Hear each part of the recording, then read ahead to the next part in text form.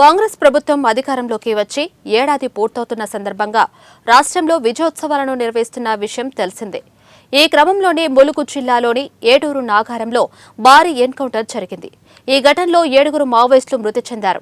ఈ ఘటనపై తాజాగా మాజీ మంత్రి హరీష్ రావు స్పందిస్తూ ఏడాది విజయోత్సవాలను ప్రభుత్వం నిర్వహిస్తుంటే ఈ బూటకపు ఎన్కౌంటర్ ఏంది అని మాజీ మంత్రి హరీష్ రావు ఎక్స్ వేదికగా ప్రశ్నించారు.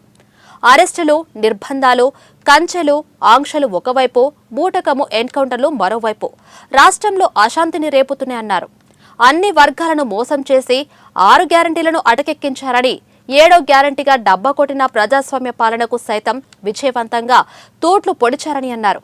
బూటకపు వాగ్దానాలు, బూటకపు ఎన్కౌంటర్లు అంటూ ఫైర్ అయ్యారు.